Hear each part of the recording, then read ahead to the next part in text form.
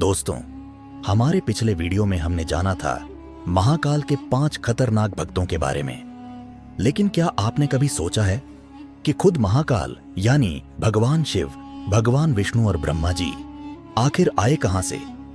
क्या इन तीनों देवताओं का भी कोई जन्म हुआ था या ये हमेशा से मौजूद थे?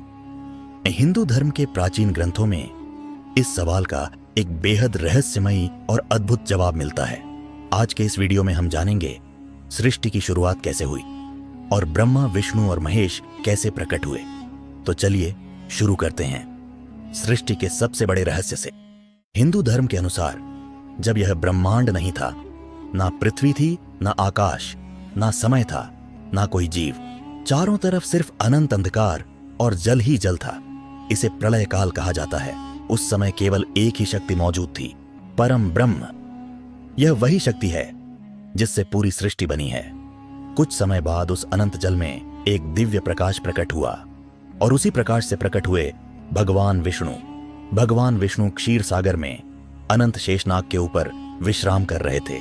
शेषनाग के हजारों फन थे और उनका शरीर अनंत था। वह भगवान विष्णु की शैया बनकर उनकी सेवा कर रहे थे। विष्णु जी योग निद्रा में थे और उसी समय सृष्टि की अगली घटना हुई। कहा जाता है कि जब भगवान विष्णु योग निद्रा में थे तभी उनकी नाभि से एक दिव्य कमल का फूल निकलने लगा। यह कमल धीरे धीरे बढ़ता गया और कुछ समय बाद वह बहुत विशाल हो गया। उस कमल के ऊपर प्रकट हुए 4 मुख वाले ब्रह्मा जी। जब ब्रह्मा जी ने पहली बार अपनी आंखें खोलीं तो उन्होंने चारों तरफ देखा, लेकिन उन्हें कुछ समझ नहीं आया। चारों तरफ सिर्फ अंधकार था, ना कोई जीव था, ना कोई आवाज। ब्रह्मा जी सोचने लगे, मैं कौन हूं, मुझे किसने बनाया और मैं यहां क्यों हूं?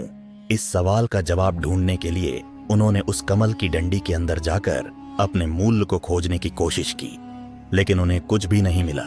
तभी अचानक ब्रह्मा जी को एक दिव्य आवाज सुनाई दी। वह आवाज थी, तपस्या करो। ब्रह्मा जी ने उस आवाज का पालन किया और हजारों वर्षों तक कठोर तपस्या की। उनकी तपस्या से प्रसन्न होकर भगवान विष्णु उनके सामने प्रकट हुए। भगवान विष्णु ने ब्रह्मा जी को बताया, तुम्हारा जन्म मेरी नाभि से निकले कमल से हुआ है और तुम्हें इस सृष्टि की रचना करनी है। इसके बाद भगवान विष्णु ने ब्रह्मा जी को 4 वेदों का ज्ञान दिया। फिर ब्रह्मा जी ने सृष्टि की रचना शुरू की।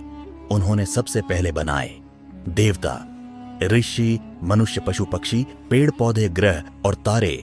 इस तरह सृष्टि का निर्माण शुरू हुआ। लेकिन अभी एक बहुत बड़ी शक्ति का प्रकट होना बाकी था। जब सृष्टि बन चुकी थी तब एक दिन ब्रह्मा जी और भगवान विष्णु के बीच विवाद हो गया। दोनों यह जानना चाहते थे कि सबसे बड़ा देवता कौन है। ब्रह्मा जी बोले, मैं सृष्टि का निर्माता हूं, इसलिए मैं सबसे बड़ा हूं। विष्णु जी बोले, मैं सृष्टि का पालन करता हूं, इसलिए मैं सबसे महान हूं।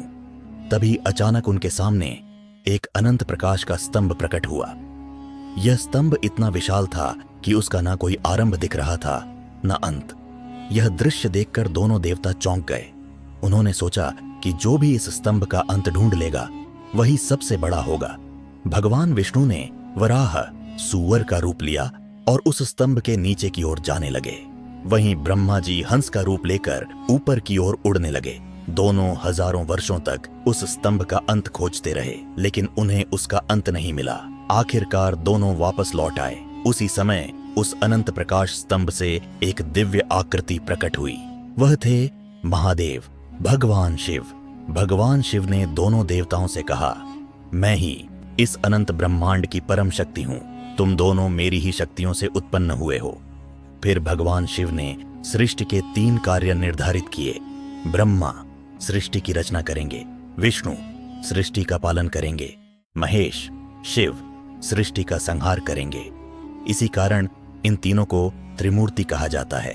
हिंदू धर्म में त्रिमूर्ति का बहुत बड़ा महत्व है, क्योंकि यह तीनों मिलकर सृष्टि का संतुलन बनाए रखते हैं। अगर ब्रह्मा सृष्टि बनाते हैं तो विष्णु उसे संभालते हैं और जब समय पूरा हो जाता है तब शिव उसे समाप्त कर देते हैं। फिर एक नई सृष्टि की शुरुआत होती है। इसी को सृष्टि का चक्र कहा जाता है। तो दोस्तों, यह थी ब्रह्मा, विष्णु और महेश के प्रकट होने की अद्भुत कहानी। अगर आपको यह रहस्य पसंद आया हो तो वीडियो को लाइक जरूर करें।